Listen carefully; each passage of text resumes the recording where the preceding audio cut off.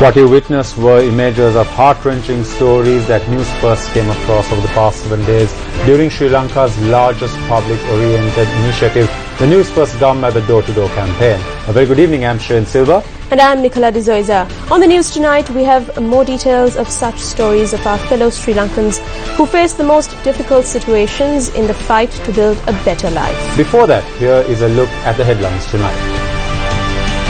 Government vows to take stern action against fraud and corruption in transport sector. Lanka De Silva replaced as the secretary to the Presidential Commission of Inquiry into serious acts of fraud and corruption. Sri Lanka burdened by an unaccounted additional 5.4 billion rupee debt. Statement from the Minister of Finance. ජාත්‍යන්තර මූල්‍ය අරමුදලක් පිළිගත්තා. ඒගොල්ලන්ටත් කොලේ වහලා ඒගොල්ලන්ටත් පෙන්නලා නැති ණයබරතාවයක්.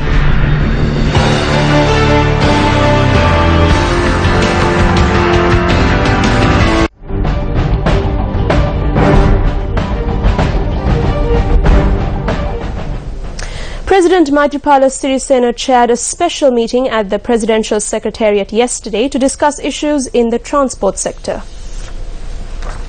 The provincial ministers of transport from all 9 provinces in the island participated in this discussion.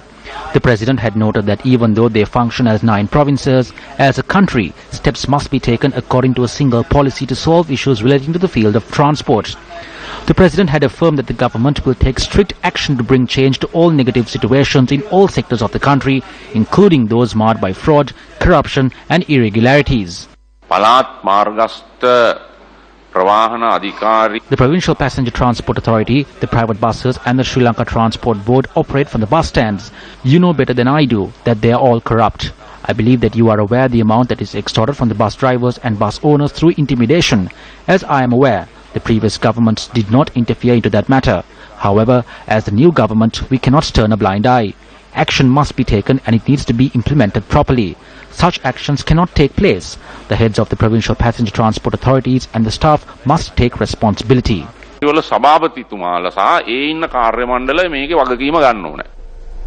As mentioned in your headlines tonight, H.W. Gunadasa was appointed as a secretary to the Presidential Commission of Inquiry into serious acts of fraud and corruption, replacing Lanka De Silva. When contacted, Lanka De Silva said that he received a letter stating that he had been replaced. Lanka De Silva served as the secretary of the Presidential Commission of Inquiry into serious acts of fraud and corruption from the 6th of March 2015. During the set time period, a large number of investigations took place into serious acts of fraud and corruption. The secretary to the president had directed a letter this evening noting that Lanka De Silva had been removed from the post of secretary to the commission.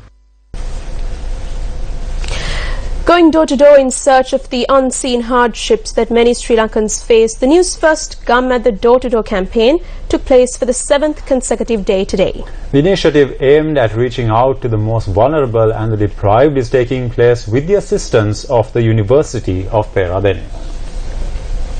Gum at the Door-to-Door, a national public service initiative.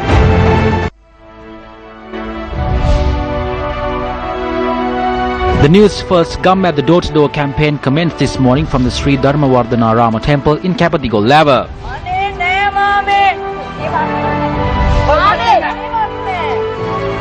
A street play by the locals on the program won the hearts of many.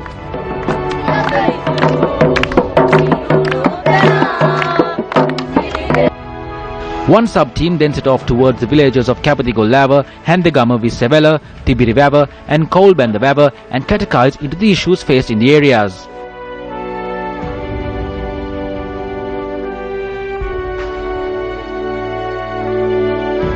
The primary concern of the locals from Visavela in Kapatigo Lava was the road leading to the village. There are over 100 homes in the Visavela village. Among the many issues they have, survival has always been one of them. But a more concerning issue which these locals are asking solution for is the road which their children go to school has become something equal to a swamp. So the people here are of the view that their lives would be made much easier if this road is constructed. The moment rain falls, the entire road becomes a huge mud puddle. There are no drains on either side of the road. We carry our children when they are being dropped off at their school vehicles. The much older children remove their shoes and put them back on when they reach the main road. The other team set off towards the rural villages of Vihara Halmil Lava, Halmil Lavatia and Yaka Baba.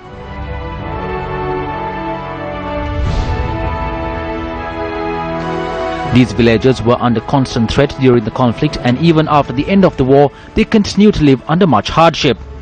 Even though they attempt to move ahead by casting aside the decades of bitter memories, there are several obstacles that hinder this. He is the bus conductor of the only bus for the Yakababa village, which travels on a road full of potholes. He is special. It was around 6:45 that morning when the bus left from here.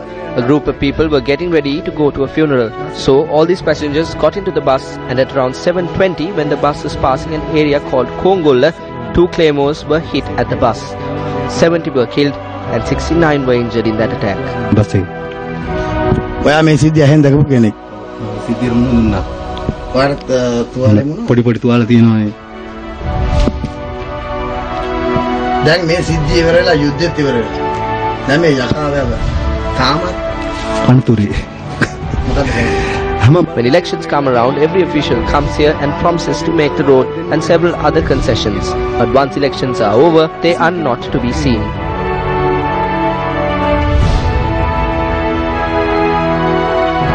The Newsfirst team based in the northern province reached Kilinochi today. The Newsfirst team commenced its journey from Union Kulam today and had to travel on impassable roads in order to reach the most rural villages.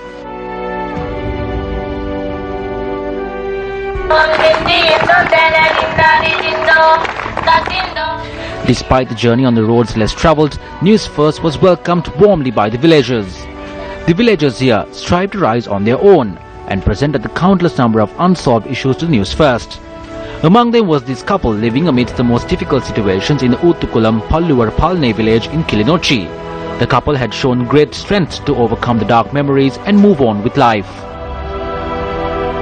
The other teams visited the Akkarayan village in Kilinochi.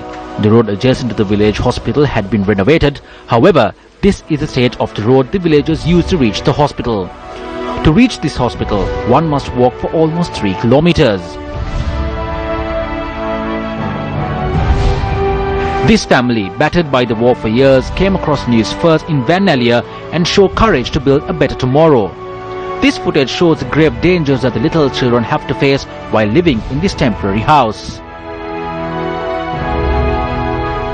Day 7 of the Gamma the Door-to-Door campaign ended quite successfully here at Kilinochi, with our teams being able to reach out to many rural villages at Kilinochi, and the locals in these rural villages addressed a number of issues and hardships they face on a day-to-day basis, which included the lack of a developed road, the absence of a hospital or an educational institute, as well as the low demand for the paddy they harvest. The door-to-door campaign in the Saburagama province commenced from Kahawatha today. The Newsfirst team today visited the people living in Endana, Uduupe, Navalakanda, Yayinna and Madalagama villages.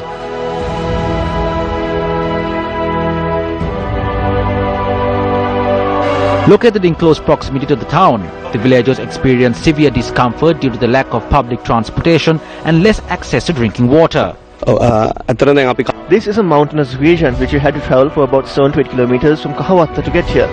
Only once we got here that we realized the people from the village called Janapada had to get their water from a gutter. During the drought, they do not have even this.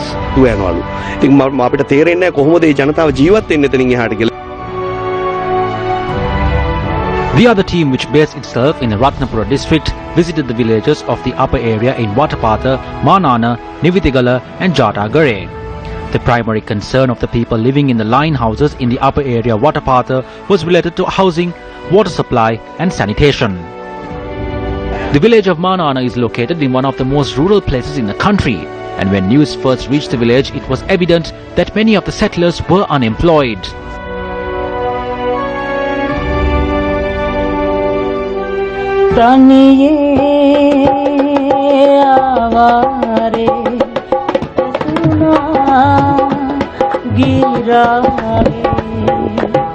This is Rasika, a talented musician and singer we found here in the Navalakanda area in Kahawatha as part of our travels of the News First Gum at the Door-to-Door campaign.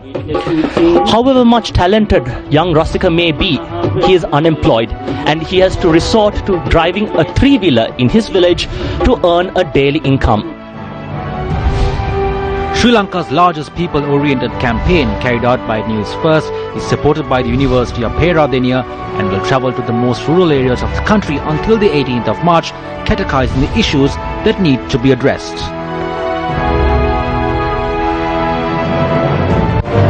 Gum at the Door-to-Door, a national public service initiative. Gum at the Door-to-Door, a national public service initiative. Finance Minister Ravi Karunanayake announced that a cabinet subcommittee would be appointed to probe an additional debt burden of 5.4 billion rupees. The minister added that the International Monetary Fund had been invited to conduct a forensic study on the matter. Held in Colombo last evening, Minister Ravi Karunanayake revealed that the ministry had found an additional unexpected expenditure of 5.4 billion rupees, which will shoot up the total government expenditure. The total debt from the 31st of December 2014 to date is 1,146 billion rupees. This unexpected expenditure was disclosed by a letter sent by Minister S.P. Dissanayake. The figure was 5,423 million rupees or 5.4 billion rupees. There are additions to our calculations. Even the IMF was not aware that there was such an undisclosed amount of debt in the country. They had to accept it. I do not approve of this. I must mention this to the cabinet. The issue is not the non-payment of the 5,400 million, but how are we to generate revenue to repay that? Are we to increase taxes and cut down on the expenses? Before this amount is added to the total debt, we need to know how this happened and how it's involved. Until December, the total expenditure was 1,146 million rupees. And with this new addition, government has to pay a total of 1,151 billion rupees. The Devanagama department that is under my ministry was created by the Samurdhi Authority, the Upcountry Development Authority and the Southern Development Authority. These institutions were merged and the Devanagama department was formed. The then Minister of Economic Affairs, Basil Rajapaksa, based on the conditions that were reached, provided by many opportunities for employees to join as new employees, to join as old employees, to provide them with bonuses, to remain in the employee provident funds and to arrive at a pension scheme if they wanted to. Compensation needs to be provided to some opportunities that were provided. Those who are retiring from the authority need to be paid with a special bonus. A part of this has been paid very wrongfully by the Samurdhi banks. That is a serious mistake that cannot be done. But when this department was sanctioned, the total amount that needs to be paid to the employees who extended their stay, who went on pension and those who joined the public sector is around 5.28 billion. What I requested from the ministry is that these people need to be paid a compensation or else we will have to pay a fine at the Labour Department.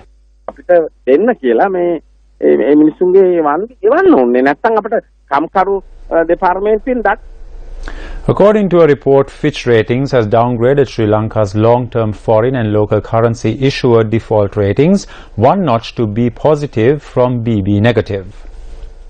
According to Fitch Ratings, a negative outlook has been assigned to the IDRS.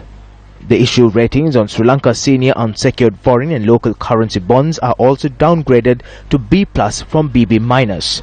The report adds that the country ceiling is downgraded to B plus from BB minus and the short-term foreign currency IDR is affirmed at B. Fitch said the rating action reflects increasing refinancing risks.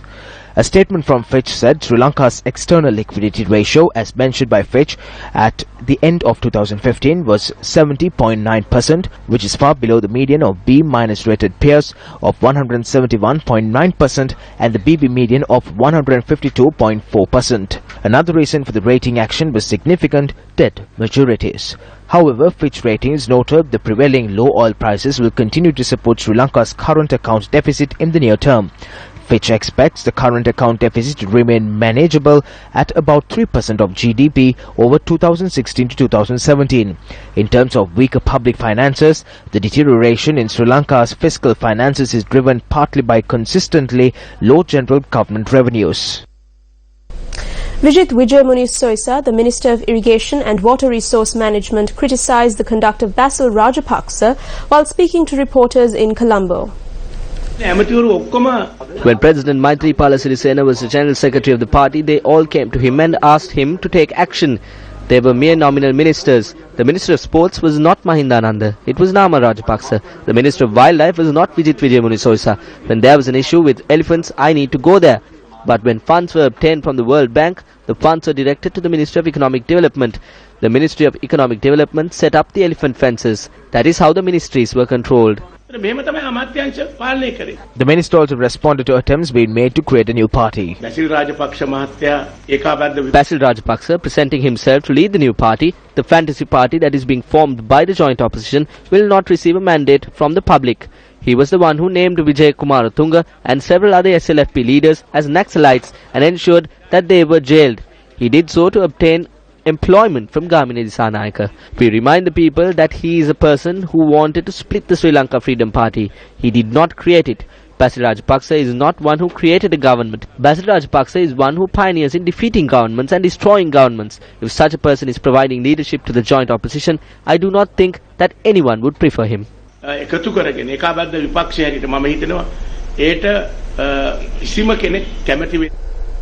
Former President Mahinda Rajapaksa says that the Sri Lanka Freedom Party is in danger of losing its identity as a political party as the SLFP has been held captive by the UNP. The former president issued a press release on the removal of several electorate organizers. Former President Mahinda Rajapaksa notes the cabinet is equally divided between the United National Party and the Sri Lanka Freedom Party is what has been called a national unity government, and yet the policy of the government is decided by the United National Party. Mahinda Rajapaksa says that Sri Lanka Freedom Party members who have stood up against the capitulation and have tried to maintain the identity of the party have been penalized. He adds that members of the party should ask themselves as to whose interests are served by removing parliamentarians from their positions as electoral organizers. Former President Mahinda Rajapaksa goes on to say that when President Maithripala Sirisena took over the position of SLFP chairman, it was expected that he would look after the party rank and file, uphold party policies and protect the identity of the SLFP. However, regrettably, that has not happened. Sri Lanka Freedom Party co-organizer of the Mathura district, Nalin Ranawira, commented on the desire of minor parties wanting to destroy the SLFP. The president has no intention of betraying the Sri Lanka Freedom Party or to destroy the party. If anyone is saying that the Sri Lanka Freedom Party is being dragged into the brink of destruction, that is wrong. Today, two three-will parties with a group that forced their way into parliament are attempting to destroy the Sri Lanka Freedom Party. Through the destruction of the SLFP, MPs such as Bima Veerawansa, Uday Kammampilla are trying to re-enter the parliament somehow. Not that they care about the nation, they want to establish power once again. Nalin Ranawira was speaking at a welcome ceremony organized in the Dehiyandara town in Mathura. He entered active politics contesting the Mullaitiya Pradesh Sabha in 2002 and is an executive member of the Sri Lanka Freedom Party. 4 fundamental rights petitions were presented before court today seeking that bail be granted to Yoshitha Rajapaksa and 3 others who are currently in remand custody. Attorney-at-law Sanath Vijayawardena presented 4 individual petitions. The other 3 persons seeking bail apart from Yoshitha Rajapaksa are Rohan Walivita, Dr. Ashan Rabinath Fernando and Kavishan Dissanayake. The petition points out that the bail application was heard in the official chamber of the Kaduna magistrate and that the request made to hear it in open court had been rejected. The petition goes on to plead that the Financial Crimes Investigation Department was not legally constituted to carry out investigations into this matter. The Inspector General of Police, a Deputy Inspector General, an Assistant Superintendent of Police and an officer of the FCID were part of the 12 respondents that presided in the FR petition.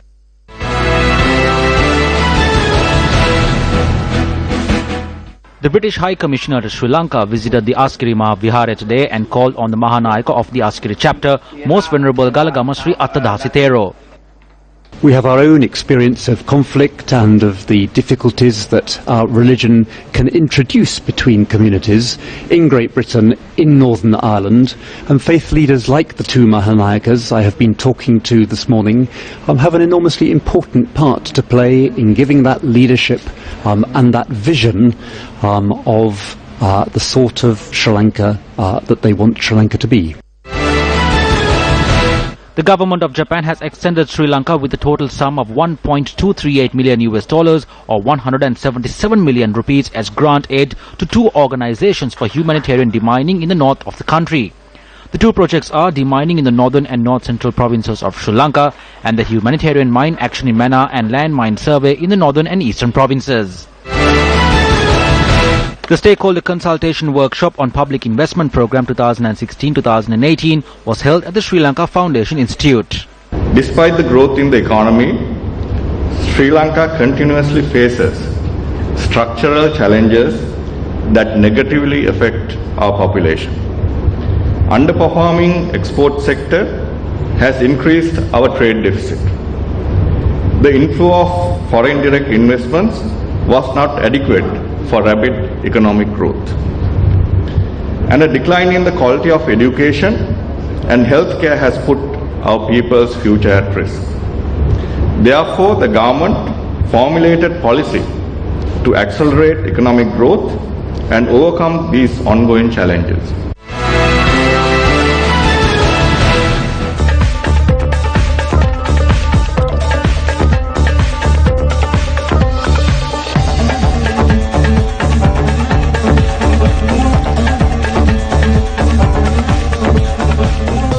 The 8th Export Forum to discuss problems related to 37 companies under the sectors of agriculture, fishing and industry was held in the Export Development Board yesterday.